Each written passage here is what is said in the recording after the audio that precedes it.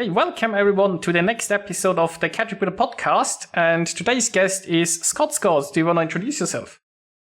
Yes, I am SCOTSGOD. 4 years streaming World of Warships, along with flight simulators and racing simulators and a vast variety of different things.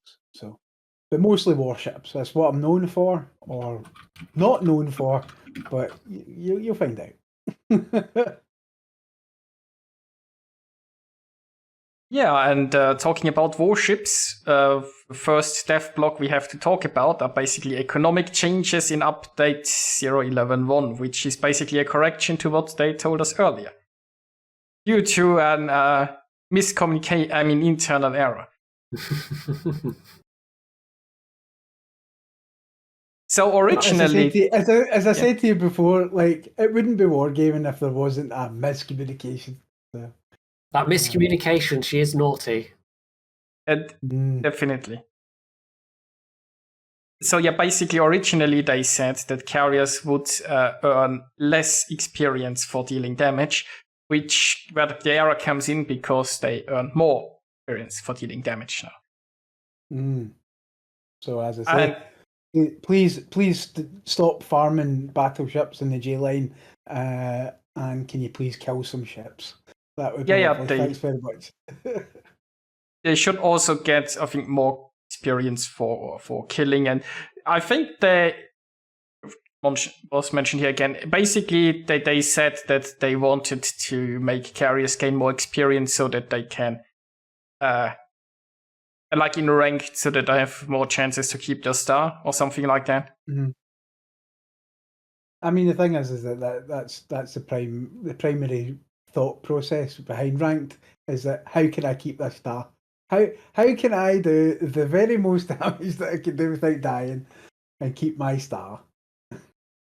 Yeah, they've never really been able to get away from that issue of people playing for the star rather than, like, they've tried various changes and they've tinkered with it in various ways over the years. But yeah, it's that's always been an issue, really. It feels like the usual wargaming approach, right? At first they tried different ideas how to do ranked, then they had a system that wasn't working that well, and then they were like, yeah, let's stick with that.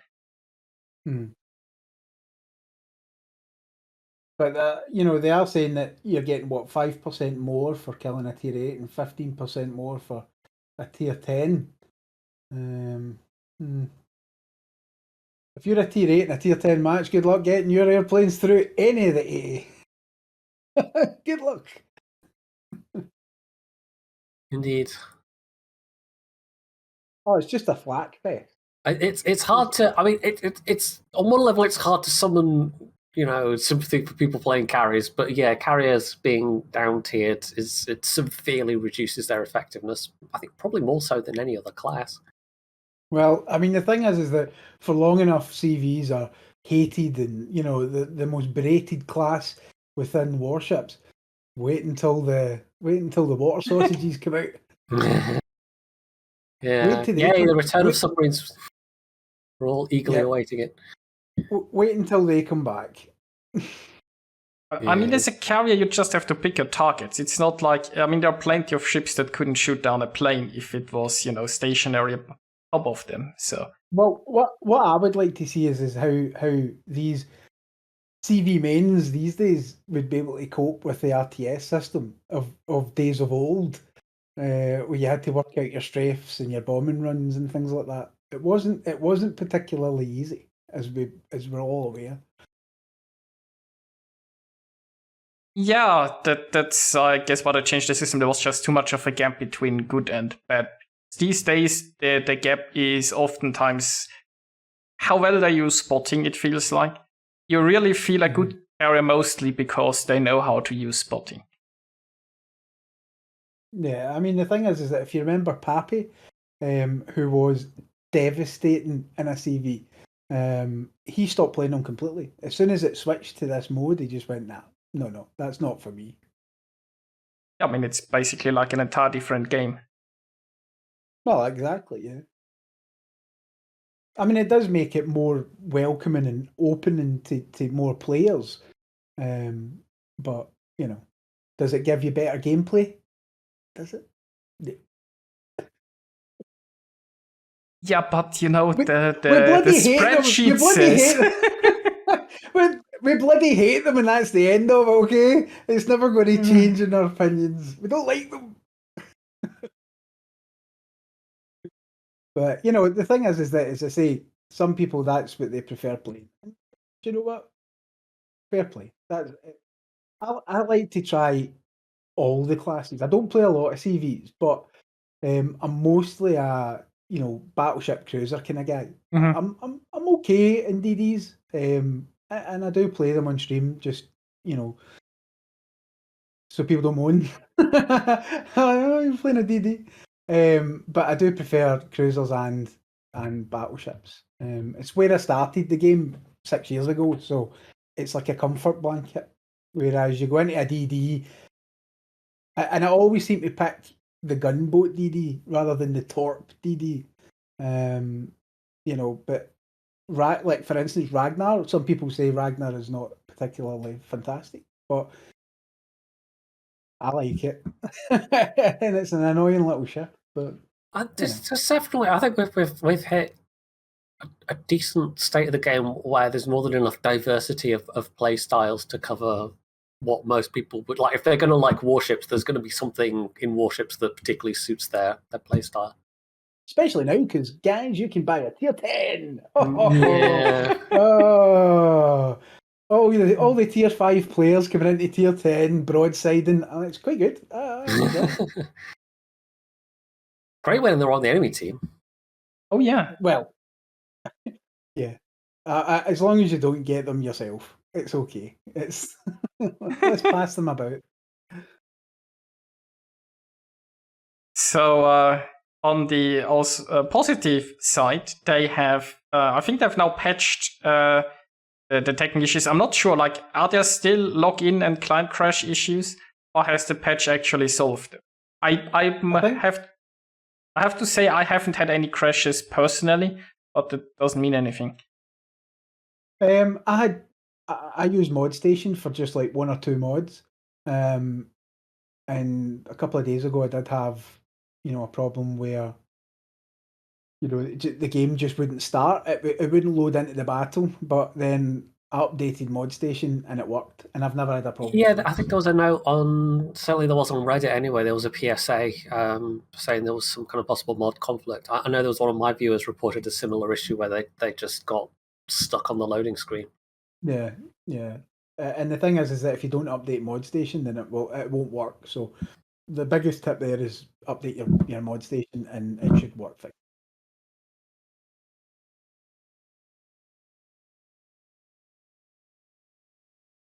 Yeah, and I'm not sure. They also said they're going to address that game logins are so long. I can't remember how long I've took me to log in yesterday. It certainly would be nice if you could log in a much more timely fashion in the future.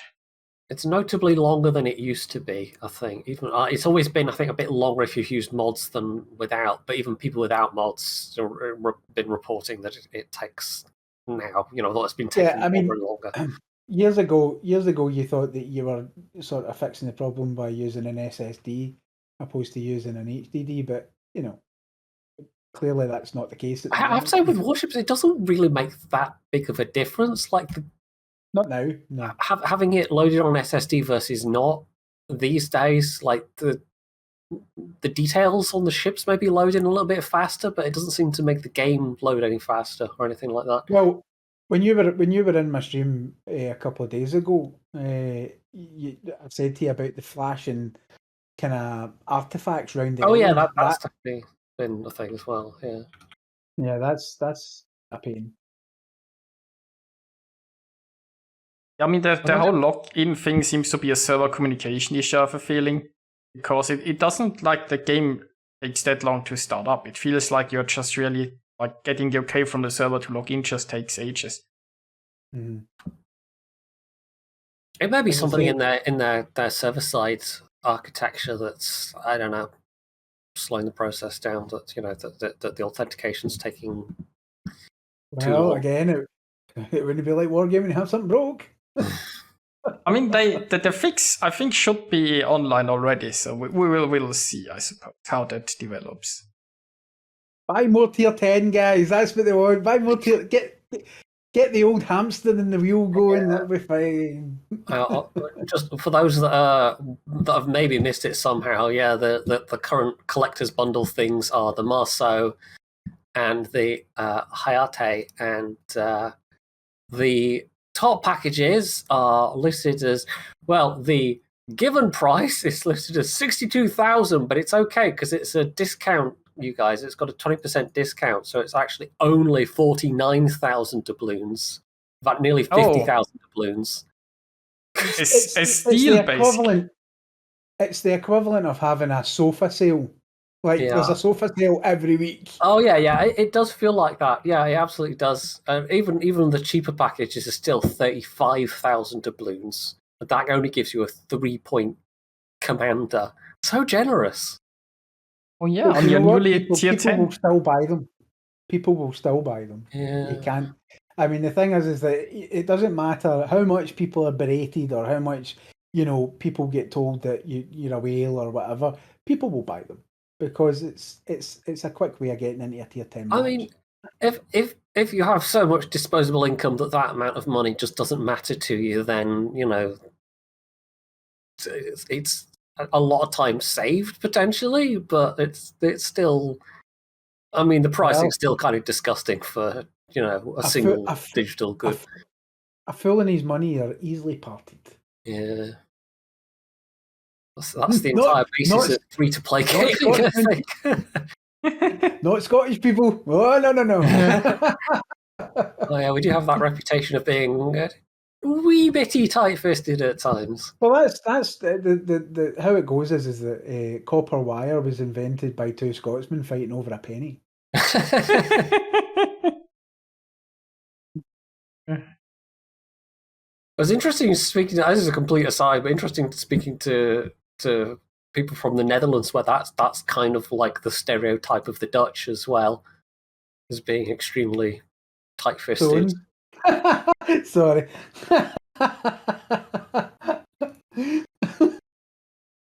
And their women all stay behind windows with red lights on. It's all fair. It's like a really good dating catalogue. That's exactly it. Yep. Goes by cup size.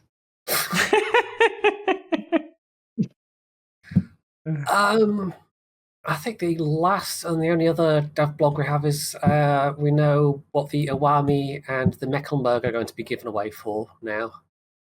Oh yeah, Iwami is for coal, which I like because it's a ship that I'm interested in. Yes, and more coal ships is always interesting, and it's not a terrible looking ship. I mean, it's not a particularly strong. Like it's Amagi guns and Izumo guns, but it's fewer of them at that tier. It's only 8 guns and a tier 9, which is not like there are other tier 9s that only have 8 barrels, but it's not a particularly heavy broadside. Yeah, I mean it's a secondary top brawling battleship. At least that's what they want to create. We will see if they succeed. It's an interesting sort of design of it, certainly. With the fact is that it's got obviously the main armament and good secondaries, which is what you want, really. Do you know what I mean?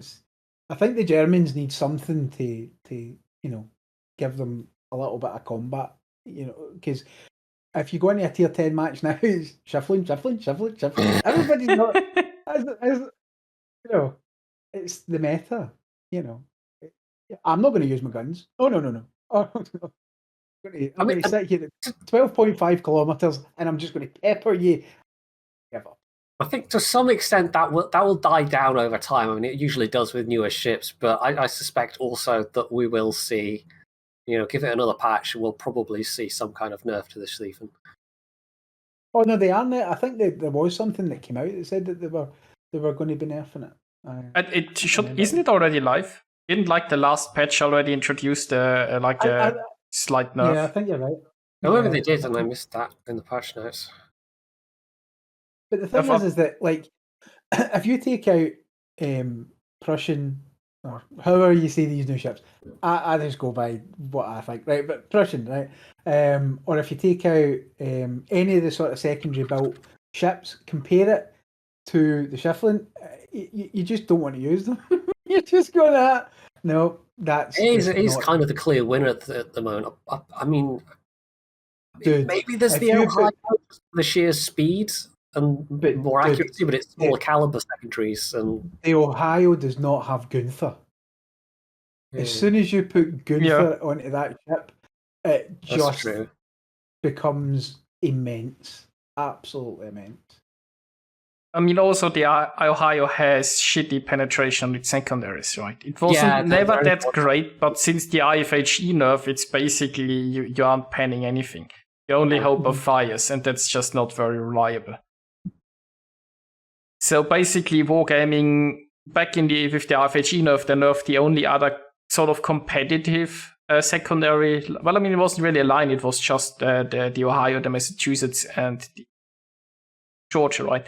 But there were like sort of 3 competitors to the Germans at the higher tiers, and they nerfed those secondaries. And wargaming, for some reason, is not really introducing any other like secondary brawling battleships, even though there is a great market for it. Well, I think people. Yeah, the only one that we know of on the horizon is the Atlantica with its ridiculous 9.2-inch secondaries. So yeah, we'll see. We'll see how the Iwami stacks up, I guess. It does say it's going to have a vulnerable citadel in the thing, so I don't know how suitable that will make it for true brawling. But yeah, depends on how well it angles. Really, we'll just need to wait and see. Yeah, I think it's very slow, right? They did have the stats for it somewhere. So they closed test for 11.2 new ships. I think it's got the stats. I mean, I'd like to see like a second like tech tree line that also focuses a bit more on like secondary brawling. It feels like Wargaming has decided this has to be like the German gimmick and nobody else can touch it. But for example, like the Italians would have been such a like with their smoke and like the Italians would have been nice candidates for having maybe a second brawling line, especially with how inaccurate the main guns are. But Wargaming was like, yeah, no. A battleship equivalent of the Napoli would have been nice. Well, that's what I was going to say. Is that if you take the Colombo out, it makes the noises of having grape secondaries, and then you just realise that Stevie Wonder's firing the guns or the secondaries, and it's not hitting anything. It's just like, oh, is there a ship there? Oh, I might hit it with a couple of secondary rounds.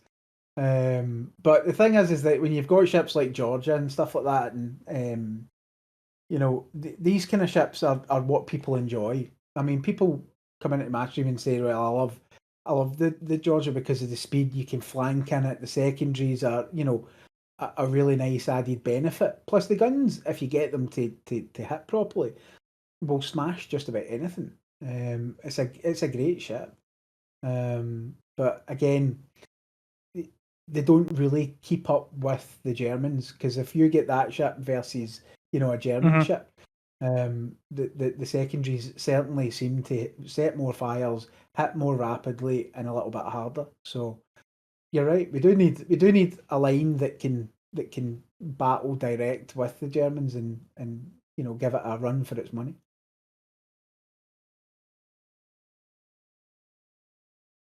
And since Wargaming obviously always listens to feedback, I'm sure we will get that in our weight. No, you will not. You will not get anything, okay? Anything that is discussed here will be ignored. As long as we're all aware of that, okay? Wargaming does not care, okay? Well, that was the feeling even when myself and Aitan were CCs, is that it sometimes, well, often even felt like shouting into the void. It was fairly rare to feel like we were having any kind of meaningful contribution. There's the EU CC program in an absolute nutshell. Because you've got North America, right, who do everything correctly. For instance, they have a process to be a CC, and they will give you an interview and they'll go over your stats and things like that. Then you've got the EU and they go, who do you know? Who can promote you the hardest? I think honestly, you can have it. there was a bit of a scramble as well after the Great Exodus, after Little White Mouse. There was definitely a void they were rushing to try and fill with new names.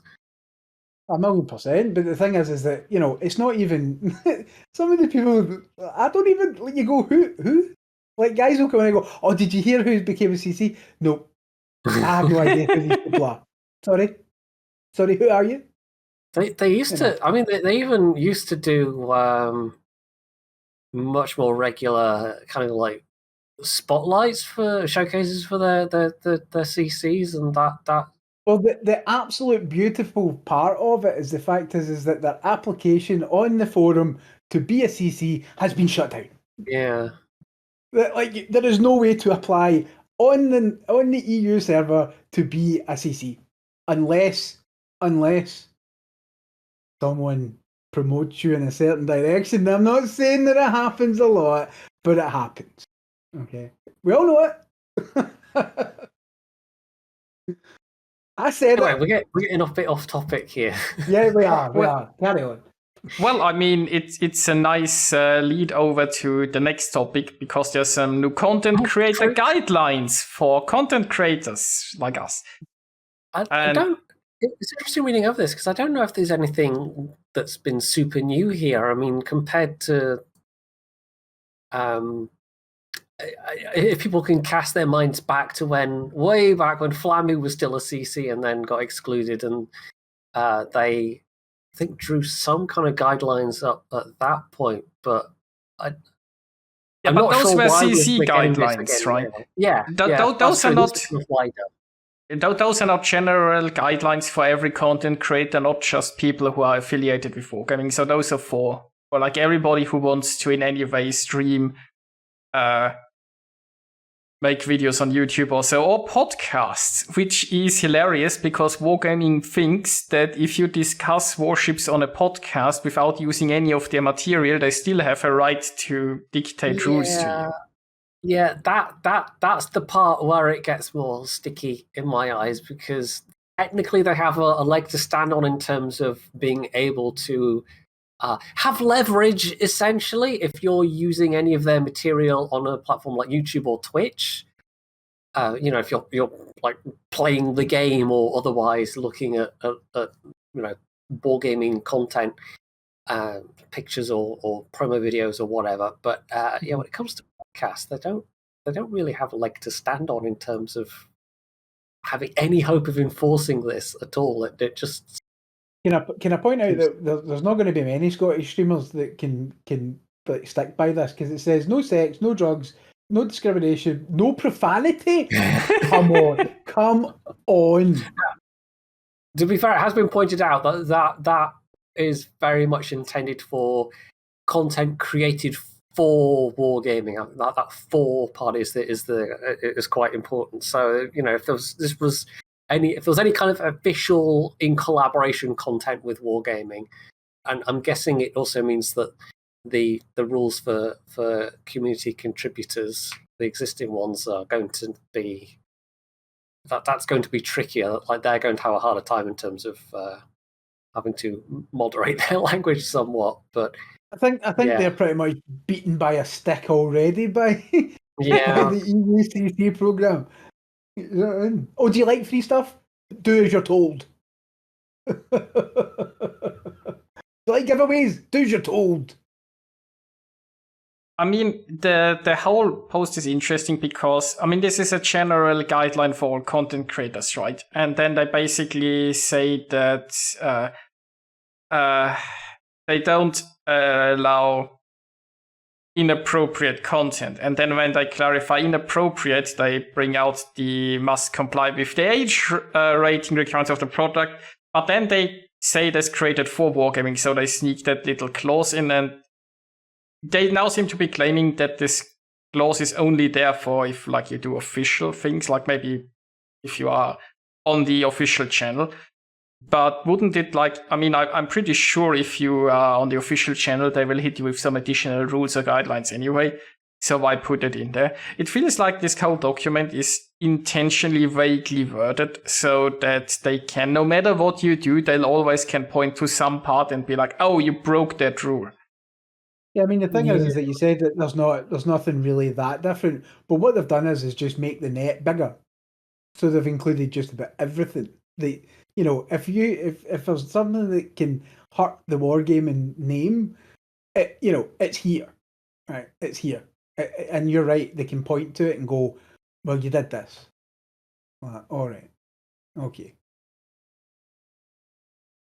Still promoting your game for free. Yeah. Like I am, streaming your game, and I'm not promoting, loot boxes or, premium ships. Why would I? But I'm playing the game, so I am inherently promoting their game for free. So, you can. I mean, you can take it with a pinch of salt. As far as I'm not going to change. I'm not going to sit there and go, "Oh, hello, children. Hello." Oh, you don't plan to make a stream for 7-year-olds now, because that's basically what that like on the same page, like you see, it's for 7-year-olds, right? So should we now point out in the official stream, if it's not for 7-year-olds, they are breaking their own rules? The thing is that it's okay to say it's for 7-year-olds, but it was all right for 7-year-olds to buy loot gambling boxes. Good, well done, well done, Wargaming. Yeah. I mean, it's interesting because didn't they say that they require an age statement now if you a pop-up that requires you to be older or something if you buy a loot box? Wasn't there something like that they wanted to implement, or have they already implemented it? I know some countries they've banned them altogether. Like you can't buy them like off of the premium store or anything like that in certain countries. It's what is it? Belgium and South Korea? Yeah. Well, there might be one or two others, but yeah, there's just places where stuff like that is just straight up unavailable. They've not bothered to make any alternative, what's the word I'm looking for? They've not bothered to make any alternative arrangement, basically. So they've just straight up. They've not put it in a different guise, is what you mean. Yeah. Which is quite unusual for the Korean market, especially if anybody's played like the new game Lost Ark. There's people that have spent thousands of pounds, on that game before it was released in the West. It might be they just decided in South Korea, particularly, that there just wasn't enough of a player base. But yeah, South Korean free-to-play games and MMOs seem to be their own kind of weird niche, from what I understand, in terms of how the games are designed. And they quite often have to change them fairly substantially before they come to a Western market, if they come to a Western market. Indeed. But yeah, it's that net is really quite large now when it comes to the do's and the don'ts. Yeah, I mean, they also have in there that you can't disseminate false and untrue information as part of the gaming content. So basically, if they think that, I mean, I suppose it's mostly about if people like use the game to get political or whatever, then they come after you, which in a way makes sense. But I mean, untrue information is also a very. I mean, technically, it should be very simple what's false and what's right. But the thing is that there's a fine line, because the thing is that the game is based on World War II, all right, and there seems to be this distinction of, let's not talk about World War II. Let's play World War II, but don't talk about World War II. Don't talk about any subject to do with that or certain elements of it. Play the game. Play the game. It's just a game. But it's based on World War II. And the thing is that, there is certain people who will not allow people to talk about World War II and the history and the things behind it on their streams. And the thing is that, I'm sorry, but it happened and it should never happen again. So, I'm all for talking about it. Especially pertinent, I suppose, at the moment with current events with Ukraine. I mean, To be fair, that's not an uncommon thing in gaming. There's loads and loads of games, single player, multiplayer, set in that era that just either gloss over or totally ignore, some quite historically significant aspects of. But the thing World is War that II. these people didn't die for no reason. Mm. Do you know what I mean? So I think I've got a lot of military in my background when it comes to family members and things like that, and I had uncles and great grandfathers that fought in the Boer War and things like that. And the thing is that you should never forget about why they gave the sacrifices that they gave. Mm-hmm. And I think that to say that you shouldn't talk about certain aspects of what a game is surrounded by or why it's made is a bit wrong. And you're trying to what I'm trying to say is that it's a bit snowflake. It's just ever so slightly. One way to put it, yeah. I think the Warships in particular, I mean, I think it has, like you could say this for it, it's got a lot of people more interested in naval history than they would have otherwise, but it's always very, it's kind of quite removed from the overall context of the Second World War in particular, and even post-war events. I mean, I don't know how many people will remember when the Highway de Newly, what's it called? The South American one. Yes. The South American Boise. Yes. There was myself and a couple of other CCs that were particularly uncomfortable because of its. I mean, technically, post-naval service, it was essentially part of the sort of dirty war periods in the several South American nations. I mean, it wasn't just I was Brazil, Argentina, and I can't remember what the other one was, but yeah, these deeply unpleasant, repressive regimes which are kidnapping people in broad daylight and torture camps and all that kind of thing. And also, the fact is that I don't think people wanted to mention the word Falklands.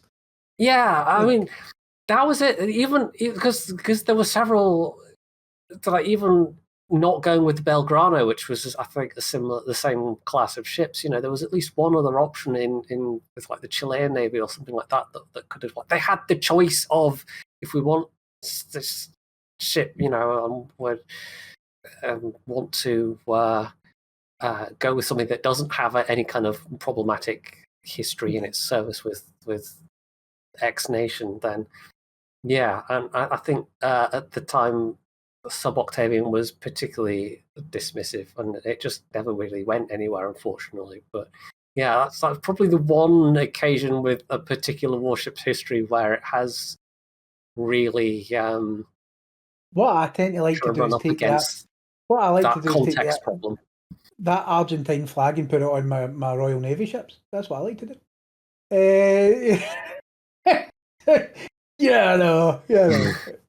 From a history point of view, for me. It makes me smile. But yeah. I mean, the sad part is that wargaming, on the one hand, they even have like historical streams, and on the one hand, they have like articles and so on where they like sort of embrace history, and then on the other side, when it's inconvenient, they just sort of like dismiss it, goes over it, and suppress it. So it's very squeamish about even acknowledging certain sides of things that happened. But it's sad because, like, even now, us three are still trying to figure out ways to say things that we know what we want to say, but we're trying to figure out ways that we can say it that are politically reasonably correct, rather than talking about. I mean, it's not even like this is just within the naval sphere, but if you look within sort of World War II history generally, and like I said, this is not a problem unique to warships or gaming.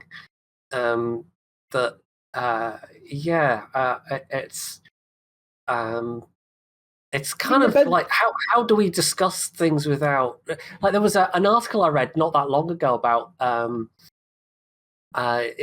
was it? So it was essentially the denazification of Wikipedia, and it was basically one editor. I can't remember. They were like Polish extraction or something like that. I'm probably completely misremembering, but essentially going through all of the many articles that were about famous, or within the context of World War II history, anyways, famous Nazi figures, and actually an awful lot of articles on them. People like Wittmann, for example, were just, they did not even begin to kind of meet the guidelines of Wikipedia, and it was almost kind of, I think glorifying and glossing over.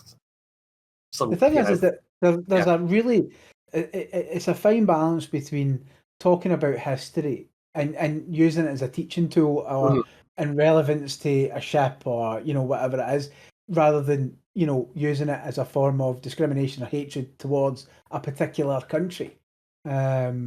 And the thing is that if you look at old pictures of Bismarck and things like that, it had huge swatch stickers on the front and back, huge. And the thing is that, but surely as a consumer and an adult, I should have the option of having them on or off. Yeah, Do you know what I think? Well, with that specific example, any kind of Nazi symbology, you do end up running into like various countries that have specific laws against that sort of thing in certain contexts even, and like I can see why companies play it safe. Hell, I mean, in Germany in particular, like even games like Team Fortress 2, very kind of comedy game.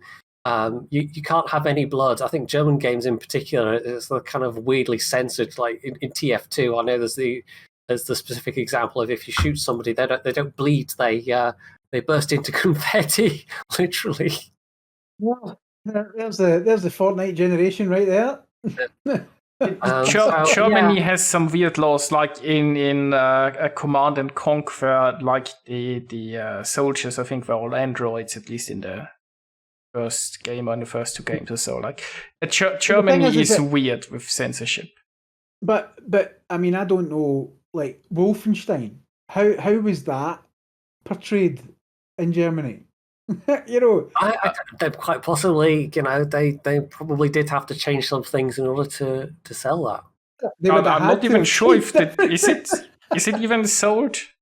Or have they just censored everything? I mean, there's even an example I can think of from World of Tanks, and this was a bit of a controversy a couple of years ago, and I don't know if it ever really led to anything.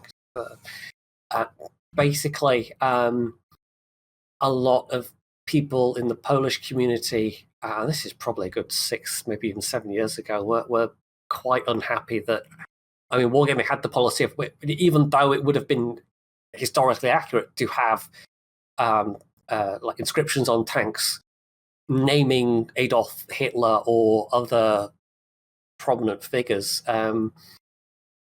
at the same time they were perfectly okay with having inscriptions on your tanks that mention Stalin. And people in Poland in particular were not happy about that, and I'm sure other countries like maybe Ukraine. But yeah, I mean that you could point out even if you look at certain Discord emotes, right, and we've all seen them, get to the gulag, and all of that it seems to be like perfectly acceptable to have Stalin going, get to the gulag. But if you have a Hitler emote, oh my god, you just shut your server down, just close it down. You can't have it, But I mean, the two figures really are iconic of that war. It's like having a Churchill emote or anything like that. They were all part of the same thing. So as I say. It would be nice if everyone could just be grown up and sensible, and we could just have the full context of things. And this is why we can't have nice things. Yeah. But as I say, these content creator guidelines, they throw a net far and wide. It does feel. I mean, in one way, I can kind of understand them having this as just kind of a guideline, but it also feels sort of vaguely threatening in a way, in that they're like, well, you cross us, we might beat you with a stick. But I think, to be fair to wargaming, given the things that have happened in the past, especially as regards striking people on YouTube, I think they have a much more cautious policy in that regard. So I don't think they would. Well, they're in a go precarious. after just someone that They're in a. they didn't like, but yeah. Since a couple of days ago, wargaming are in a very precarious situation, especially with the sanctions and things like that have been handed down to Russia. See how that affects things, because for those that are unaware, well, the parent company, Wargaming, is Cyprus-based, as I think a lot of Russian, or at least some Russian companies are. But the main studio that produces model tanks is in, I want to say, what's the capital of Belarus? Is it Minsk? They're in Belarus anyway. And Belarus is, completely complicit in what's happening at the moment. In the UK, they've just announced expanded sanctions against not only Russia but also Belarus, and St. Petersburg, of course, itself in Russia, and one of the many places where there are anti-war protests at the moment. So yeah, it's kind of, we'll see how the game is affected in that regard. I just want to know where the servers lie for wargaming. Are they running the servers out of Cyprus? They're all over the place. I think there's some in like the Netherlands, some in Germany. Definitely a load in Russia. So we'll see. Yeah, there might well be some disruption depending on how things go and how long things go on for. I would also like to point out, what I've seen is that Wargaming has decided to currently pull their advertising for their products because of ongoing events, which is a nice move. Yeah, I think that's probably a decent enough response. I wasn't expecting any particularly political response from Wargaming. That would be highly unusual for them and kind of unusual for a lot of companies, to be fair. But yeah, there's definitely... Hey, I'll accept a Ukrainian ship, so I can. Well, I'm sure somebody somewhere out there is modding the Kiev, which we have in game, Tier 8 destroyer, to have Ukrainian flag camo on it. I'm sure that's the thing that's happening. I've already seen posts on War Thunder where it's a lot easier to modify your tanks, particularly, and someone basically just slapped a big Ukrainian flag effectively on like a T-72 or something like that. So people will find creative ways to make these statements within games anyway. Well, I mean, the thing is that it's, we're all concerned about what's happening there anyway. Do you know what I mean? So the thing is that whatever your political view on it is, these type of things should never take place. Honestly, it's a sad time. Not good. It's a sad time, and it's sad for. Do you know who it's sad for? The kids. It's sad for the kids whose parents are staying behind and having to fight. For no reason. They're fighting for their own country. Do you know what I mean? Because one man wants to invade their country. I guess some people don't learn, and Papa Putin seems to be one of them. Yeah. Yeah, there's certainly. I mean, I've seen various, there are various game companies based in Ukraine that at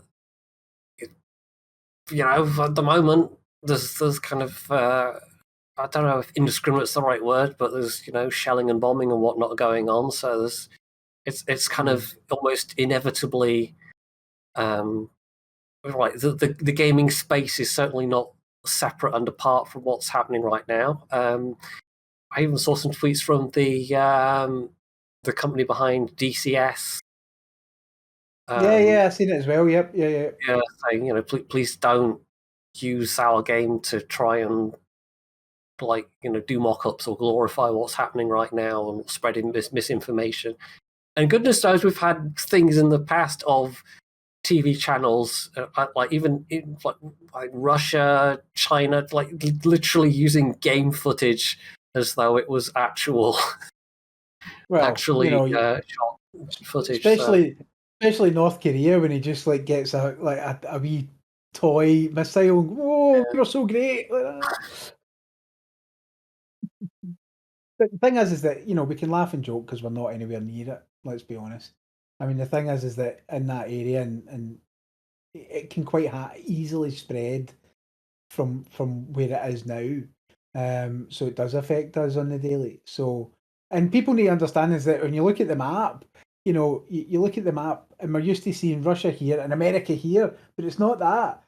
You've got Alaska and you've got Russia, who are quite close together. So that's worrying. Do you know what I mean? Like, it wouldn't take much. It really wouldn't. So. Well, I mean, this is we're well off the topic of warships at this point. No, of course, I think there's probably unlikely we'll have any escalations, shall we say, between countries with worryingly large weapons. But it's still it's as I said in my warships video that I put up today at the start, that there's still it's a giant fresh new vein of kind of generalized anxiety for everyone to enjoy. I mean, the thing is that for the whole COVID thing for 2 years and things like that, and people not seeing each other, not being able to travel, I think this is the last thing that people wanted to happen. Do you know what I mean? I mean, Like, have we not had enough? Was it start 2020? I can't remember. When we all were kind of worried that America was going to start something with Iran, and that kind of, fortunately, nothing happened. And I think a lot of people were hoping that's where we would be again now, but no. So yeah. Anyway, shall we move on to our main topic of cruisers? And this was off the back of a Reddit post, and it kind of chimed with me just because it's something I've noticed myself for maybe like the last year, maybe even longer. And it's not been a consistent thing that I've noticed, but that cruisers are sometimes almost nowhere to be found. You'll get lots and lots of battleships and lots of destroyers and a carrier, and then there's like maybe 2 cruisers sandwiched in between. Is not an infrequent sight. So this Reddit thread by Kay Weniston, if I'm pronouncing that correctly, is basically bringing up the topic of where have all the cruisers gone? Is the game too harsh for cruisers now? I mean, shall we? I'm sure it's up on the screen, but we can maybe read out the post, or do we just want to dive into the topic? I mean, he brings up. We can summarize basically the points that he's making, and then maybe discuss them afterwards. So basically, he mentioned at first the overmatch of battleships, which is getting more a problem than the CV spotting. Then that CV spotting has also taken away a bit of the cruisers' role of like spotting destroyers with consumables like raiders. Then the existence of battleships that go more into cruiser territory with the playstyle. I guess it could also include destroyers here, even though he doesn't mention it. There are some destroyers that are basically included. He mentions things like, I don't think he says the Ragnar, but stuff like the Ragnar, or the German second destroyer line, where it's very, you're playing a destroyer without the Citadel essentially, or very very high DPM destroyers. Yeah, I mean, the thing is that the Hindenburg is one of my favourite cruisers. It's God tier, as far in my eyes. So the thing is that I think it depends on how you set it up, and how you play it. I mean, the thing is that people also forget that Warships is basically a game of RNG. So it's a throw of a dice whether you're going to get citadeled or not. So the thing is that yes, there is more of these ships, Smaland and these kind of DDs that can farm you down. I mean, I've done it with a Ragnar against a Des Moines and burned the Des Moines down, and the guy was obviously infuriating. He couldn't fathom that a DD was doing this to him, and he couldn't hit me. So the thing is that yes, there is a case of the the cruisers being dumbed down a little bit. But again, it's not like the old days where you could, farm from a distance and not be spotted. Do there is lots more things that can spot you these days. But again, I think it comes down to your personal play style.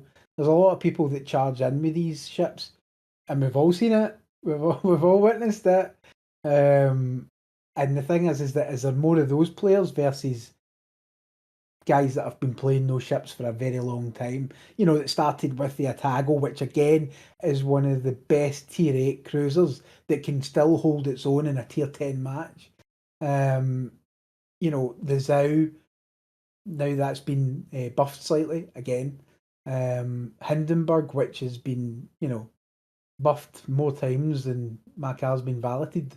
It's because we started with one version of it, and then they went, "Oh, well, they're too powerful. We need to nerf it." And then they went, "Oh no, we'll buff it again." I think honestly, from my point of view, is that the Hindenburg, without a shadow of a doubt, is one of the best cruisers in the game. If you play it correctly. Obviously, if you're a potato, then you will get mashed. So, but yeah, it's there is more things out there that can, and I think it's better now than if you remember Deadeye. Yeah. I think we're in a still a better position now without Deadeye. I think some people need to tell Battleship players that Deadeye is not a thing anymore, and they can come off the G line. I mean, there were always Battleship players like that, but Deadeye skill specifically encouraged and enabled such players. No, you say Battleship players. Let's be specific. Yamato players. I have 27-kilometer range, and god damn it, I'm going to use it. Yeah. I mean, I think when we talk about cruisers, we also have to acknowledge that cruisers are a very wide spectrum right now, right? If you have like something like a Des Moines, or if you have something like Petro or so, like certain cruisers don't really have a problem with survivability, but a lot of cruisers have let's say more issues. Like if you're like, let's take the Des Moines. The Des Moines has basically 30 millimeters of side and deck armor and like 27 front and rear. And the only thing that most battleships don't overmatch these days is the belt. And now with the Kurfürst getting replaced with the Preußen, it's basically one popular ship that used to be not able to overmatch 30 is now replaced by another ship that's going to be equally popular or more popular that can overmatch 30 millimeters. So if you're a Des Moines, it's like either get penetrated or dodge, right? Mm-hmm. And it's not a ship that has a lot of range. It has to get close to use its radar. And then comes in, for example, the carrier spotting, which means you will be spotted before you can reach the island or the cover that you want, or you will even be spotted behind your cover because planes. And the planes can spot you even outside of your anti-air range, technically. So it's not like you could even shoot them down if you wanted to. Mm-hmm. So there are definitely against certain cruisers more and more elements in the game that makes their life harder, and that's why they're probably disappearing. It's not like a Des Moines is an unplayable ship right now, right? The Des Moines can be a very powerful and fun ship, but it's getting, I say, harder to play with changes. Well, the post itself does make the point that it specifically says cruiser play has always been high skill, high reward, but they reckon that the skill floor has become even higher. So that it's basically it requires a certain amount of base skill and dare I say, imagination to get away with playing certainly some of the more squashier cruisers. Like there's some of them like the Petro that do have pretty good armor, if we could say that about the Petro in particular. But even things like Venezia, which are relatively tanky, these kind of large heavy cruisers, or Puerto Rico. But there's also there's an awful lot of very, very squashy cruisers, even at the higher tiers, where you don't necessarily even have to make mistakes in order to get punished really, really hard. I mean, there's a reason nobody plays the British heavy cruiser line, for example, which has all the squashiness of the light cruiser line. But I mean, I like playing Goliath. I think maybe there's something broken in my head. But yeah, I was going to say, are you? Is that a cry for help? Or mate, I've done like over 300k games with it. Like it's the ship, if you play it correctly, is super hard to hit. It's again, it comes down to like is it the ship or is it the person controlling the ship? You know what I mean? Like I think there's room for very skilled cruiser players, or even just being not a terrible cruiser player, but Minotaur players have got it the worst. Like as soon as that thing's spotted, everybody's like, mine. Pinata.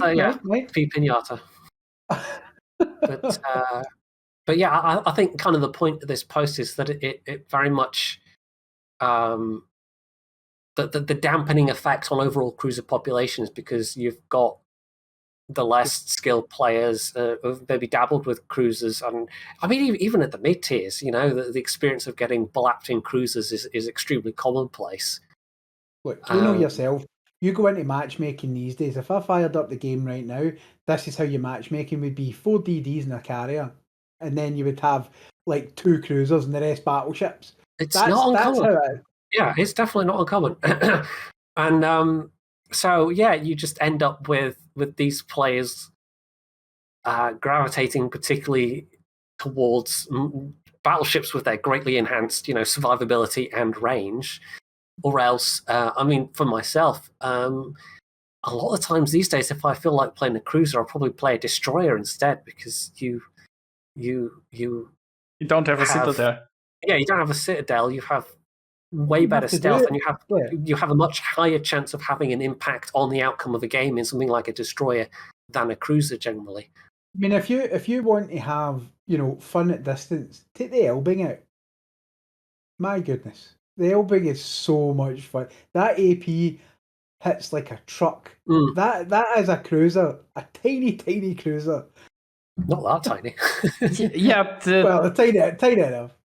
I mean, that's the thing about the Elbing. The Elbing is a great cruiser and a shit destroyer.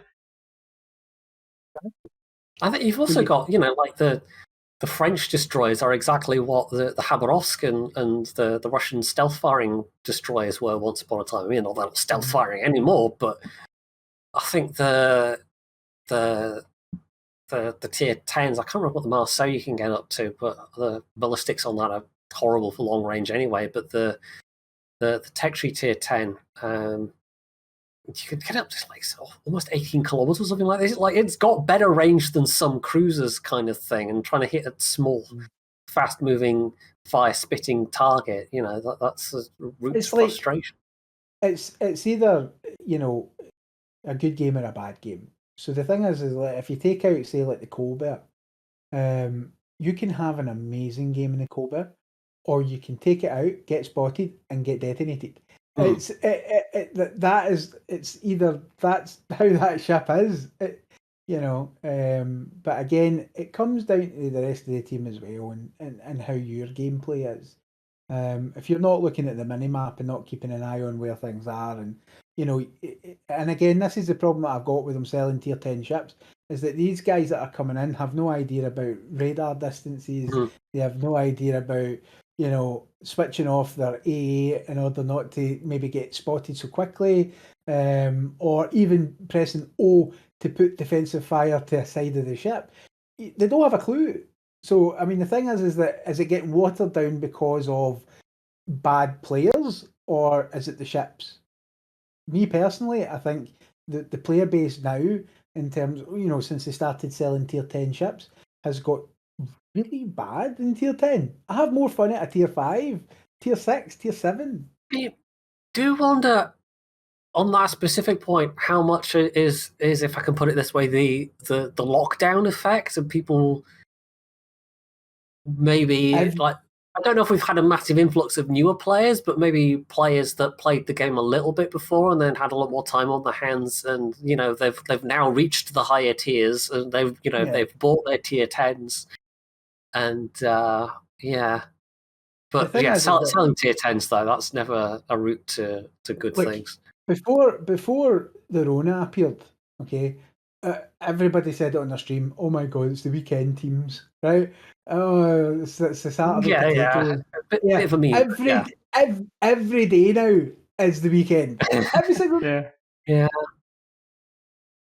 It's almost, I mean, it's not quite as bad as World of Tanks, but one of the reasons why I very much stopped playing that was because the instances of games that were just a complete one-sided curb stomp vastly outweighed the games where they were actually interesting to play and it was actually kind of more competitive. And we're more getting to that state of things with Warships now as well. I don't think it's still anywhere near as bad as World of Tanks, but there are notably more games now than 2 years ago where it's a completely one-sided result, and one team loses maybe one or two ships, the other team just gets completely destroyed or runs out of points. Well, let me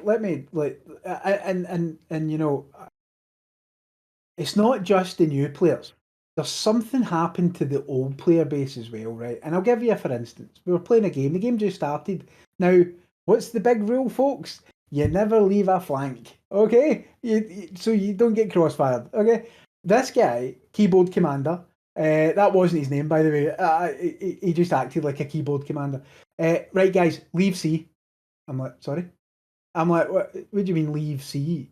Like, just leave it altogether? Like, and then everybody just went round in this one big lemming train into A. And you know what happened? What I told him was going to happen. All the other ships came round for C and they just started getting crossfired. And the game was over in like 5 minutes. The thing is that, and this guy had a lot of battles. I checked out, his profile. So in my head, I'm going, how can you have that many battles but be that piss poor in your reading of a map, a mini map? How can you turn round to everybody in the team and say, we're just going to go one side, forget about that side, guys, that'll be fine. There is something fundamentally broke with the older player base as well. Let's not just blame the new guys. I mean, it might be, this is pure speculation on my part, but, there are people out there that are just not capable of flexible thinking. And, they started off way back when there was only a couple of ship lines, everything was relatively easy to remember, and everything's just kind of, evolved and come on away since then. And there's been new ships and various mechanics that have changed, sometimes quite substantially. And yet, there are people that are still playing as though it's like 6 years ago or whatever. So maybe that's a factor. I don't know. Some people just don't seem very capable of changing or learning, and they just do the same thing over and over again. They just bash their head against a wall. I have to say that it's a misconception that people get better when they play a game for a long time, or that they learn it's entirely possible to learn the wrong things when playing a game, right? It's like the battleship that maybe early tried being aggressive and pushing in and just got deleted. So the battleship learned stay back, right? And then the battleship realized that the further back it stays, the longer it survives and the more it can shoot things. And something like the people don't necessarily realize that if they have a bad win rate after 20,000 battles, they might be the problem. They just, I've gotten a lucky 20,000 battles in a row, because a lot of people aren't very good with statistics, I guess. So basically they just Kruger effect as well. Yeah, and then there is the thing that people don't necessarily realize that they're part of a team, right? They look at, like, if everybody is dead and I'm still alive in a battleship with full hit points, I did it right. Why didn't everybody play like me? Which is obviously the wrong kind of thinking. The thinking should be, why didn't you use your hit points and support your team earlier, right? Like, if everybody was so far back, the team would have been over, the game would have been over after 5 minutes and you lost on points. It's like people basically, they don't see the whole picture. They are not good enough to understand how the game actually works, but they see a tiny part, draw the wrong conclusions, and learn the wrong thing. I mean, this might what we started with talking about with cruisers, people, those kind of people, they play a cruiser, they're not playing very well, they get deleted really quickly, and they go, I just won't play cruisers anymore, I'll stick to my battleships. That might well be why we have this seemingly shrinking cruiser population. Not after they've taken the game chat and tell you exactly how terrible you are, but they are amazing, even though they are dead. But you're so bad. That one guy that persisted on pushing a flank alone with absolutely zero support. It's all everyone else's fault. But they went in alone and died. Also, to add again on the cruisers, one part is obviously cruisers, I think, are getting harder. Well, certain cruisers are getting harder to play because of how the game develops. But also have to say, even if you know what you are doing, you are still subject to like RNG, because sometimes it's just like after 2 minutes you're being spotted in your cruiser. You look where the enemies are, you try to angle, you try to dodge the shells, but the Yamato deletes you from 26 kilometers. It doesn't happen that often, but those are the things that get burned into your memory, where after 3 minutes you did everything right and you are dead, and you are like, screw this, right? And especially if you're in a division. And otherwise, maybe you at least directly move on to the next game. But now you're in a division, and the division mates are still playing, so you're going to wait for them, and now you're like watching 17 minutes of a game where you did nothing wrong and got deleted in 3 minutes. And it's like that kind of frustration where you're like, well, if I pick like a battleship or a destroyer, this wouldn't happen to me. Well, it's certainly be a lot less likely. I mean, you might still get... We've seen videos or clips or whatever of battleships getting obliterated when they're sailing along broadside, especially something like a Yamato, where the shells have that. But see, that's what you can control, right? You can angle. Like if you're in a cruiser, you angle there. Like, who cares? The thing is that's why I like ships like, as I said to you, Hindenburg. Mainz is an awesome ship at T-rate. The Mainz is, it doesn't have the same obviously characteristics as Hindenburg, but my God, can it kite? And it can burn an entire team down if you play it correctly. And obviously, if the luck of the gods are in your favour and the RNG blesses you. But I mean, again, I just Zhao. I'll tell you my top ones, right? I like Hindenburg, Goliath. I know, weird. Who knows? Do you know what I mean? But Zhao is very good. Yoshino is very good. Boise is very good. If you play it correctly with using the islands for cover and things like that. But again, as I tell everybody, you're only one ship in a whole game. So the thing is that you can't just rely on yourself to your team has to play some part of that. And if they're not, then you will get obliterated really, really quickly. And it's a lot easier to survive for longer and end up having a bigger impact generally in something like a battleship or a destroyer or a carrier where you're sitting at the back and not really spotted. Yeah. So I mean it did get me wondering all this, like what could be done to improve the lot of cruiser captains and make the class. I mean, it gets tricky because if you just flat out give every cruiser a heal, for example, that might have some hilariously unintended consequences. Or if you increase all the cruisers' stealth by X amount, again, that might just break the game. So it's I don't think it's a thing that there's a simple fix, but I just wondered what you guys thoughts were. Here's a good starting point, right?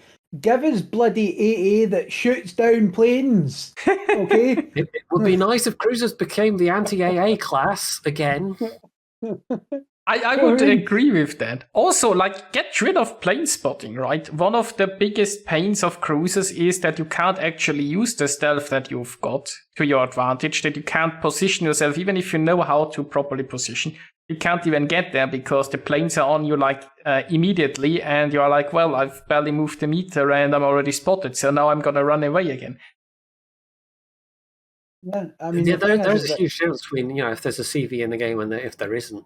And if there is a CV in the game, there's not a huge amount you can do about it. There's very few CVs that have any kind of effective AA. Certainly not effective enough to stop you getting spotted. I mean, it used to be like that if you were like a Wooster or a Deboyne or something like that, you're like, yes, there is a carrier, I can farm planes. And now these days it's like, oh no, it's a carrier, I'm so screwed, what am I gonna do? Like, there was a time where CVs wouldn't come anywhere near Des Moines, wouldn't come anywhere near Worcester, wouldn't come anywhere near Minotaur. Now they're coming directly for you. Yeah. It's really only blobs of flak that matter these days in terms of kind of anti-CV measures. 100%. I mean, I've seen it where I've hit, selective fire on one side of my ship. I've seen the planes coming in. It's the same if you're playing against an FDR, okay? Those planes just keep coming. They're like the Terminator of planes. Like, they just keep, right, I've hit my defensive AA. Let me see how many, I've shot down one plane. Okay. And he's put like the least useful plane these days, really. Let's shift. And that's the moment when you switch your defensive AA for Hydro. It's like you don't even pick defensive anti-air anymore if you have a choice, because you know full well that it's not gonna do anything. Yeah, Hydro will always be useful, but AA will almost never be useful. Like, you can clear out fighters quicker, and that's about it. Let's be honest with you, right? And you guys be honest with me. Do you spec any of these ships for AA anymore? Not really. No. I don't think I've used AA skills on almost any of certainly my cruiser commanders. I might have on one or two of my destroyer, Swedish destroyers or something like the Friesland or whatever, or the Kid. There's very, very few. After the Captain rework, right, I tried because, before the Captain rework, anti-air skills were debuffing your anti-air, and with the Captain rework, you actually got more damage, not less damage, if you spend points into anti-air. So I tried it again, and I tried to run with AA specs and defensive fire and so on ships like Des Moines or Minotaur and whatnot, and it's just pathetic. Yeah, I mean, the thing is that it's again taking the traits away from ships that had those traits is killing those ships. I mean, it is. People will still take them out because they've went, oh well, I feel like blowing the dust off it, right? But there's very few people that will say, I'm a Des Moines main, or I'm a Worcester main, or do you know what I mean? Because if it took away half the purpose of the Atlanta. That's probably the very best example. Yeah. I mean, Atlanta has unlimited anti-air consumable, and I don't pick it. The thing is that if you come up against, things like Kaga, which has, no planes it can run out of, that's a problem, because it will just continue to farm you. It doesn't matter if it loses these planes. It doesn't matter, because it just keeps coming like a zombie. Oh, he's got another full set of torpedo planes coming at me. Oh, I'll destroy them. Oh dear, there's another set. We do know they are proposing to make a change where it's going to be AA damage done rather than AA plane kills. So that might help out cruisers a bit in terms of the end score screen, but it's not necessarily helping cruisers in a game. And we know, we've discussed this in several previous podcasts, that it's been brought up as a thing of they're looking at changing how carrier spotting works, and then we just haven't heard anything about that for quite a long time at this point. Well, at this point, they're trying to squeeze submarines into the game. Yeah, yes, and that's yet another thing that can spot cruisers. Ping. Oh, been citadel. Oh, I'm dead. I hate submarines. I swear to God, I hate them. I really can't stand them. They've certainly been polarizing, and there's not that many people that are, on the for side of the submarine equation. Because carrier players are going, yeah. I hate those submarines. Hate those submarines. Please don't look at my CV. I hate those submarines. Don't look at my CV. But I did wonder about. Sorry, go on.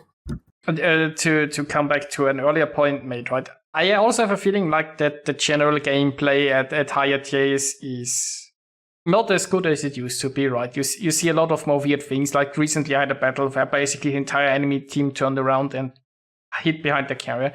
Like they didn't contest a single cap, they just all turned around and tried to converge behind the carrier. And they surprisingly lost the game. I mean, it's shocking, really. But the thing is that makes cruiser play so much harder often, because if like the enemy team just moves in and your battleships don't hold the line, in a sense you just get overrun, right? If you're in a cruiser and your battleships just absolutely drop the ball, which is very common these days, you're like, well, what am I gonna do? This Schlieffen is coming for me, right? It's like, if your own team doesn't back you up, what are you going to do as a cruiser? Unless you're a cruiser that is in the back anyway and is long range damage dealing. Yeah. Any cruiser. The thing is that in a way I do feel sorry for CV players, right? Because this is the life of a CV player, right? Ping on the map. Ping. Why are you not covering me with fighters? Why are you not over here? Like I can only be in one place. I can't be everywhere. But they're going, oh, you're not giving me any support. Yep, goodbye karma. Okay, just accept it. As soon as you go into a CV, goodbye karma. Okay, if you've got two karma, it's gone. It's actually less possible to support your team than the old RTS days, because you don't have a separate fighter squadron. No, you got to fly your attack squadron all the way over there, which is sacrificing. You want to send them over here so they can do damage, but no, you got to send them all the way there so you can drop a fighter, and then you can fly all the way over here. And it's always that. It's now that balance of, do you actually want to spend the time to help your team, or are you actually going to are you helping your team more by going and doing some damage rather than wasting time going to try and give air cover to a vulnerable team? I do feel their pain, but all they have to do is not play a CV, and their pain will be relieved. I mean, I have to say, while carrier can only, obviously both flanks or every engagement wants the carrier to help them, and the carrier can only be in one place. But most carriers are not helping anyone, right? Most carriers, they don't spot any of their destroyers on neither flank. They don't hunt down the slow help ships. They don't provide crucial spotting that's needed. They fly through to boost the AAs in order to deal 30,000 damage to Des Moines with one drop. And then instead of finishing off the Des Moines, they go off and torpedo a battleship somewhere at the zone wall next. So I'm trying to read between the lines here. Are you trying to say that CV players are damage farmers? I'm saying that they don't, they farm damage while understanding nothing about the class or the game or the battle as a whole. In most cases. Most of them are just envisaged sitting at their keyboard going, wee. To be honest, even though there's a lot to be said about the current state of CVs, I'll still take it over the RTS CVs, where you could have one team with a great carrier and the other team with terrible carrier, and that was it. That was the game. One player decided the entire outcome. But if what you tend to find is, even back in the RTS days, is that they knew how to use them, right? The ones that were good. Yeah. As I said to you, Pappy the Pappy, I mean, if anybody remembers him, one of the greatest CV players I have ever witnessed, and some of the biggest scores in CVs using RTS. And he just gave up as soon as these new, the new flight, that the way it works. He just went, nah, that's not for me. That's watering it down. There was an art form to being a CV captain, and being a very good CV captain at that. But nowadays, little Johnny, who's borrowing his dad's accounts, like, wee planes, Yeah, which was kind of. It's both a positive and a negative of how things have turned out, that they have removed that potential for massive skill imbalance between two CV players on opposing teams, but at the same time, it is absolutely a far less. It is kind of, in a way, I suppose you could put it that way, it's dumbed down compared to what it was previously. I But, will have also more accessible to a lot more people, but again, that might be seen as a negative thing.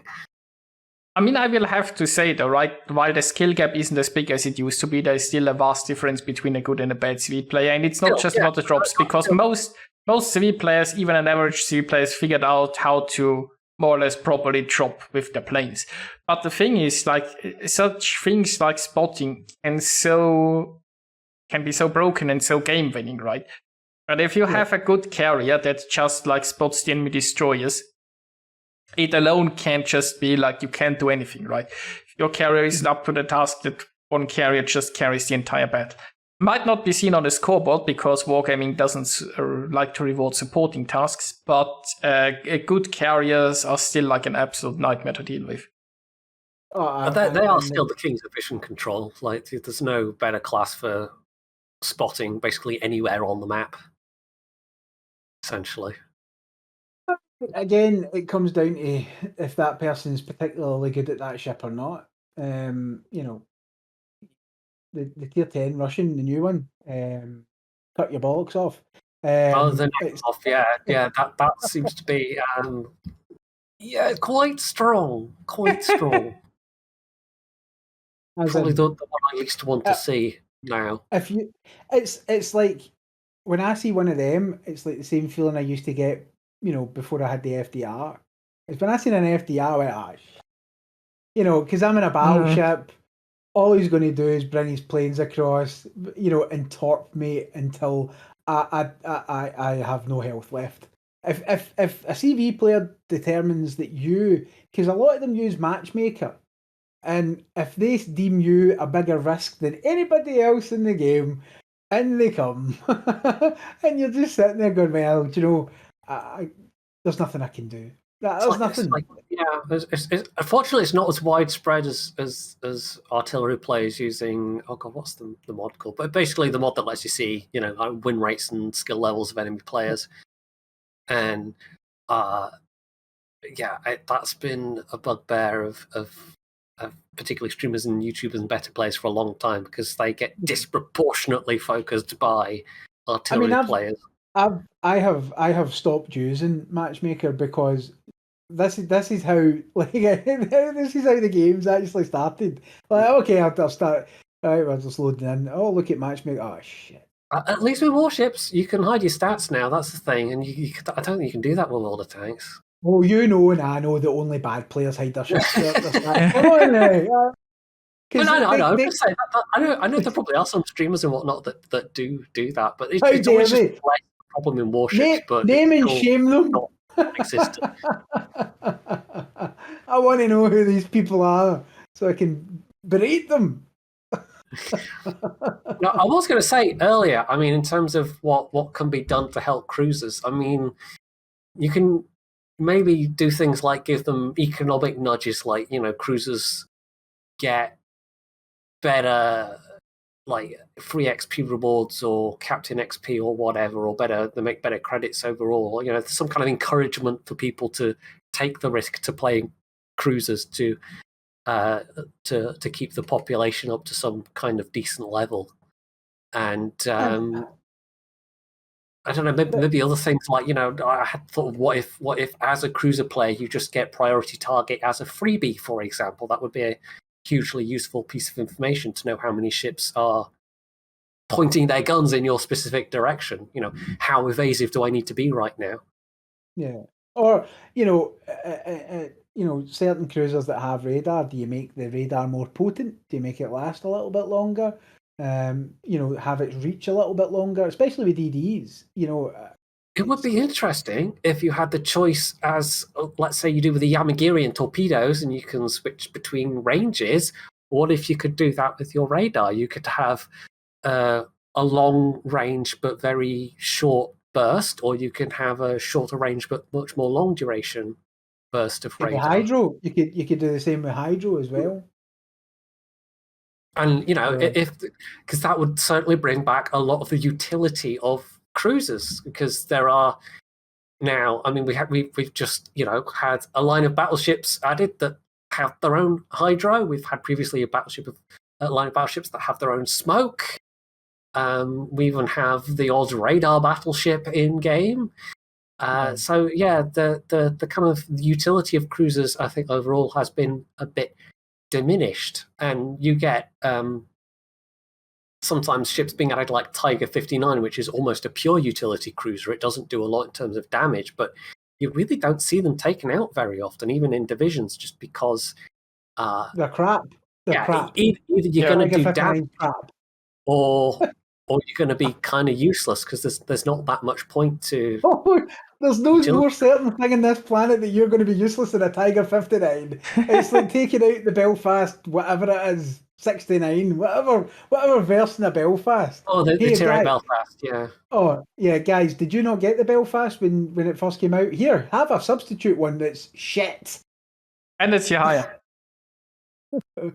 Oh, it's so bad, man.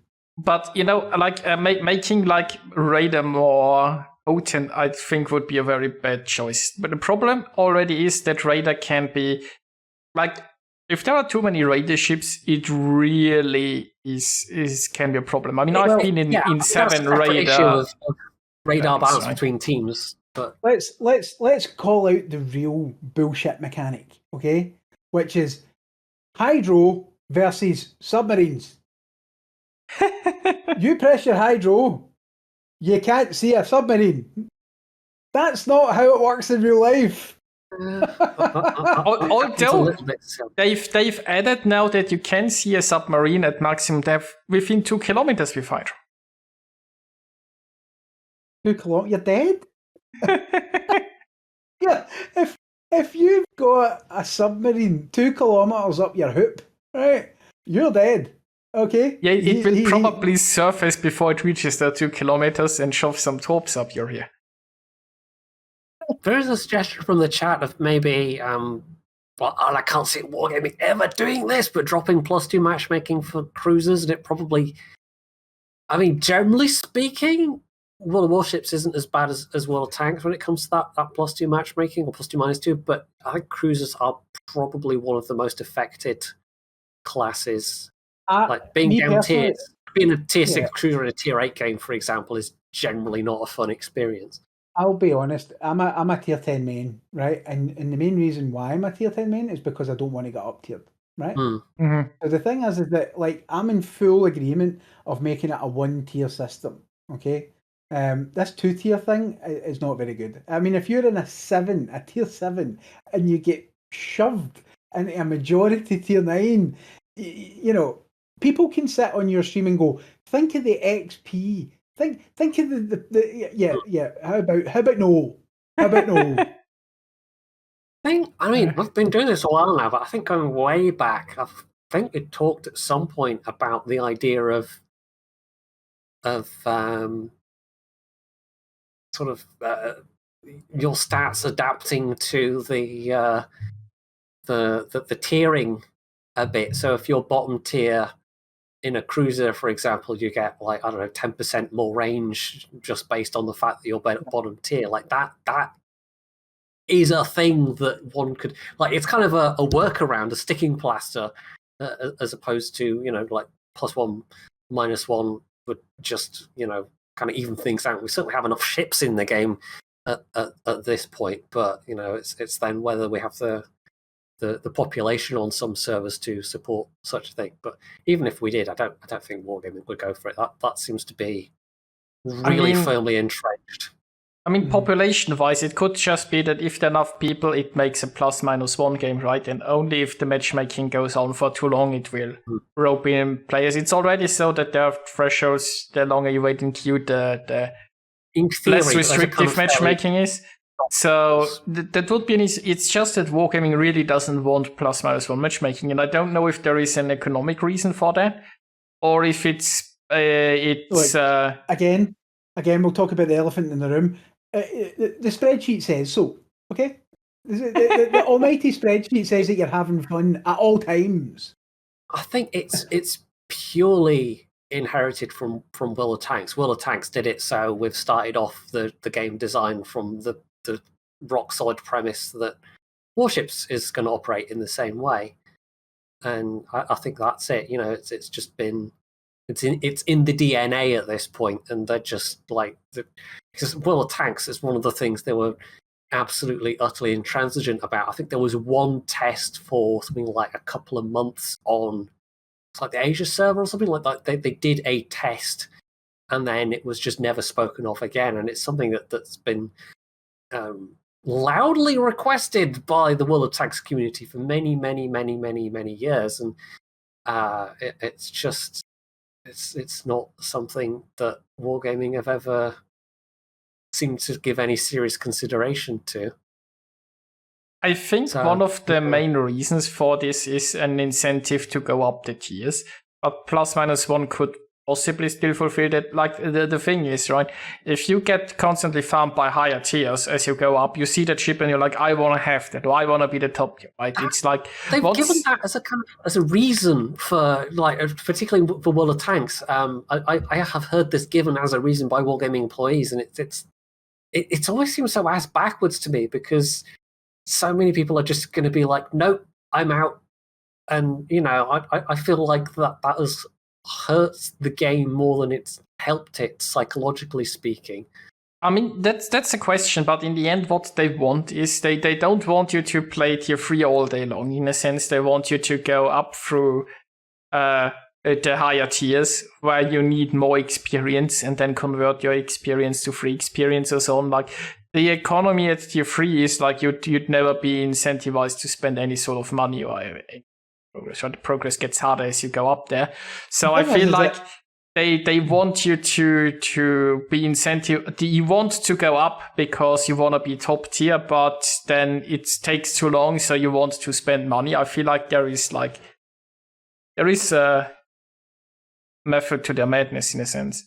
Of course there is, but I mean the thing is that like I don't think a lot of players who have, which we've covered before, bought their way into tier 10 realise how expensive it is to play in tier 10 in terms of the servicing costs on the ship, and how much, if you don't have the right camo on it, i.e. a premium camo, you lose so many credits on the average, rather than, that's why I prefer going down the tiers into 7s and 8s, but then you come into the problem of up tiering.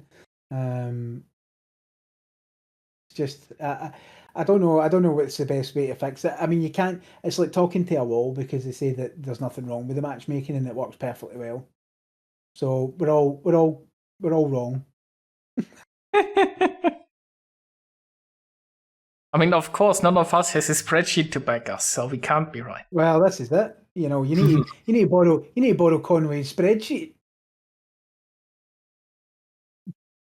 But I feel like at least a +-1 would really benefit the game overall. But, I mean, it's Wargaming. On the one hand, it might be that they have a reason why they at least think it's good for them. But on the other hand, they are just not... They are not going to implement something just to make it a better game experience. It feels like they really don't care about making the game a better experience for the players. They are also like, it's sort of a what's in it for us. Atom, here's the truth, right? They don't want to make the game better for us, okay? Because they've got their money from us, right? We have been those people. We've spent that money. What they're interested in is getting new people with fresh money.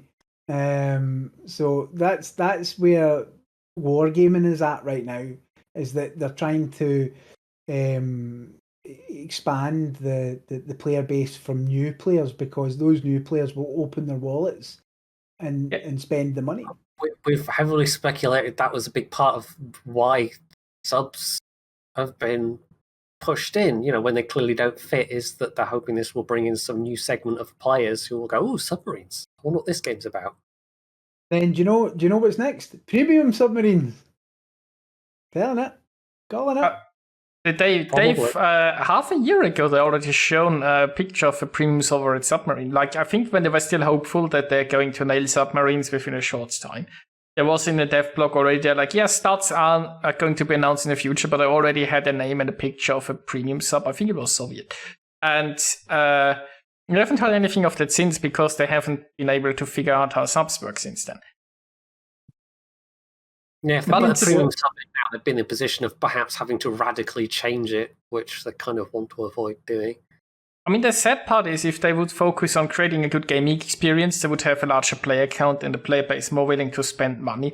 But it doesn't translate into quick cash, right? Just scamming somebody into selling them like a tier 10 tractor ship for $100 or $150 is a lot more profitable than to just keep like a large happy player base. I think that was one of the big changes we saw under Sub-Octavian's. I mean, we kind of talked about Sub-Octavian a little bit last week, but and his announced resignation. But under his tenure, that move towards these very high, well, I don't want to say high value, but high cost packages. And it feels like the game leaned much more heavily into both loot boxes and whale hunting. I mean, even taking it out of the premium store, there's definitely a problem with them wanting to release ships for like say free XP. To me, it feels like they just want you to use the free XP to skip lines on the research bureau, to gain those ships. If you remember back to the days of getting the Mighty Mo for 750,000 free XP, it seems crazy these days considering that you can get an absolute turd of a ship called the Hayat for 2 million. 2 million of your free XP. But I mean, the thing is that they just don't seem to want to release ships for free XP anymore. That it's mostly aimed at coal, steel, and that's it. And use your free XP for the research bureau. That seems to be where we're at with it. I think the days of getting a free XP ship are over. I don't think we're going to see another one. Yeah, probably not.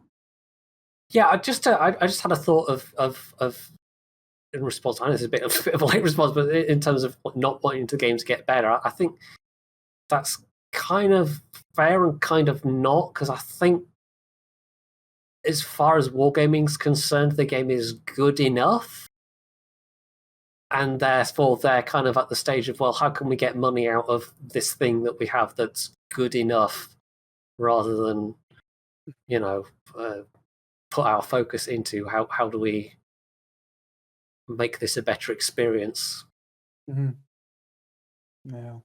Yeah, it's even when we, after years, get something like we can show up and see how Adrenaline Rush is now active and how many percentage is. They expect massive praise and feel like they have done such a great service to the community, which is a good change, mind you, but it's like, this should have been a basic function. It's like even when they implement something that should be a basic function of a game, they'd expect like we roll out the right carpet and worship them now as gods walking.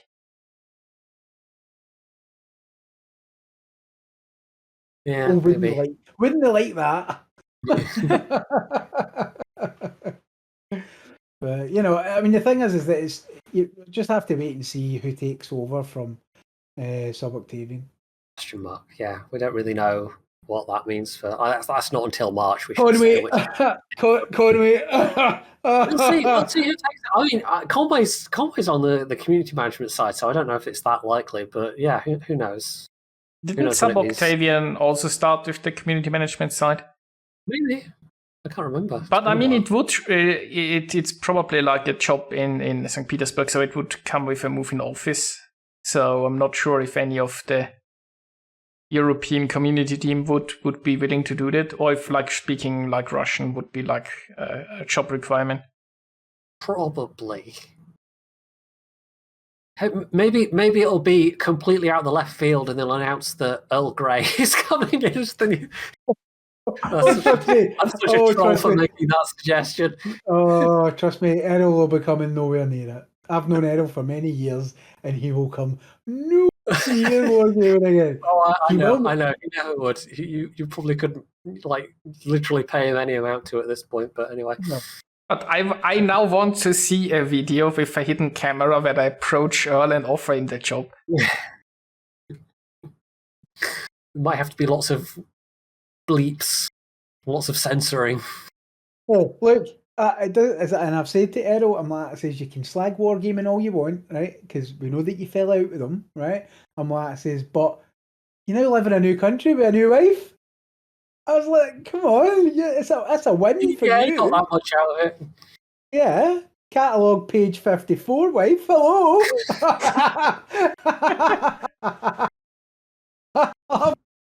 I'll have a 57, please. Thank you. Well, I don't think there's much else to cover at this point. I did see, and something we missed from looking at that. We mentioned the Hayate and the Marceau being on sale. There was actually a thing on that page on the portal where it notes down at the bottom that the Forest Sherman will be available for coal and doubloons at some point in, I think, the current update. So if you've been hanging on to your coal, you've got now the option of buying that, and it seems by all accounts the Forest Sherman is a decent ship. So very decent ship. Yeah, in fact, you've got the option of that and the upcoming Iwami as well. So you'll have to decide what you're going to save and what you're going to spend. Although, to be honest, I think I would probably get the Forest Sherman over the Iwami first. I would really like to know, and excuse me for just destroying the name of their ship, but the Mickelberg, I'd like to know what's going to make that worth my steel. Yeah, that's going to be, yeah. I mean, apart from having, it's like 16 barrels, but 305 mils? How fast is this thing going to be firing? Is it going to be like a 15-second reload or something stupid? It's German dispersion. Yeah. Who knows? We'll see. Obviously, only people that know right now are those that super testing it, and we only have preliminary stats. So, yeah. See, what I have to think about now is, I'm not sure if any guys of you have played it, a pretty old game at this point, Vampire the Masquerade. Pretty amazing game, by the way. But it's a role-playing game, and there was like a sort of side quest, but there was an NPC that you could ask. It was a seer, and you could ask them to see in the future if you would win the game. And the answer the seer gave is, if you win or not, doesn't matter. What matters is that you bought the game. And that's basically when you ask, why should you spend money on a Mecklenburg? Because they want you to buy it. Well, I'll need to wait to see what it brings to the table. I'll wait to see what the videos say about it. It certainly looks fairly different from other steel ships. Certainly, I mean, it's more in line with, what we just had, the Marlborough. The only other comparable ship is the Leon at Tier 7, so... Yeah, but it's a steel ship, so steel ships tend to be relatively decent, while, but so that many barrels, it's going to be a shotgun, so what are the other... What are the persuading characteristics are they going to be to... Good yeah! No, good. If that has like top-notch anti-air, I'll eat my hat. Well, I mean, top-notch for wargaming standards. Yeah, a battleship with capable AA would be at Tier 10, enough to make a Tier 10 carrier think twice. That would be quite something.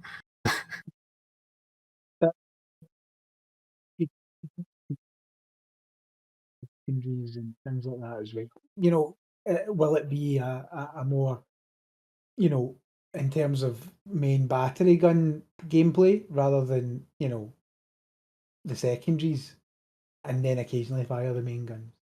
So, as I say, it'll be interesting to see, gameplay on it when they're allowed to show it. I've not seen it in game yet. I've not came across it. So, I'd like to, so I can stick my ship in front of it, so I can see what the secondaries are like and whatnot. So, we'll see. We'll see what the Army turn out like.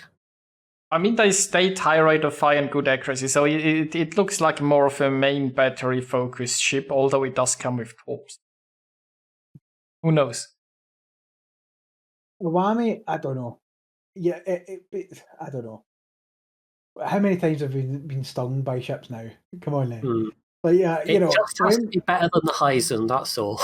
It's not a high bar to beat. I said this on stream like a couple of weeks ago. Is that there is no, for me, since the Smolensk, right? There's not really been an amazing ship. They've been mediocre. They've been okay. You know, Marlborough is okay, but there's nothing that's really, you know, super duper. And even if they do release something that's great, they'll just nerf it. They'll just nerf the thing anyway. So it's like, you know, it's a lose-lose scenario. But, you know, the thing is that, you know, we've seen that, was it the Aegir that had the really good secondaries? Wasn't it? It was And then one the of them, nerf. yeah, it was either Hero or Yeah. Siegfried. I can't remember which. Siegfried. In fact, I think it was Siegfried. And then a certain person that makes videos with Wargaming basically got that nerfed because he had fun. And how dare you? How dare you have a ship that puts a smile on your face? How dare you? No more of that. Have a nerf. You know, smile is just not the column in the spreadsheet, so. Well, I think that's the perfect note on which to wrap things up. Really, there's not much more else to say after that. So, where can we find you on the interwebs, ScotsGOD? www.twitch.com/ScotsGOD. That's where I am. That's where I reside. I do have a full-time job, so I try and fit my streams in amongst that. I do very long days, as you've heard today. How many hours I've done, but I'm still here. I'm still. You know, I wouldn't let you guys down. But somehow doing this for relaxation, you madman. Well, if you knew my job, you would take it as true. That's fair. That's fair. So, but as I say, it's been great coming on, and I appreciate you know, spending time with you guys and shooting the shit. I've done really well today that I haven't really swore. Behaved. You've been good. I think I have kept my Glasgow in check. It's been definitely nice having you. Obviously, if people come to the stream, that's different. But you're only watching. I'm the one going to hell.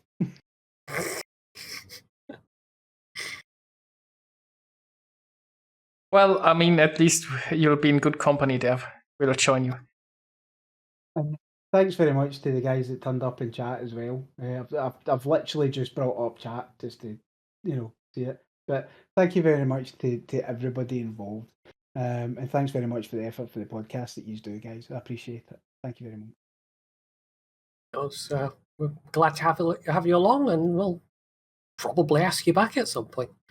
Yes, when I'm much more richer and famous, and maybe as old as Jingles. Well, and with that nice outlook into the future, thanks everyone for watching, and see you next time. Bye. Bye.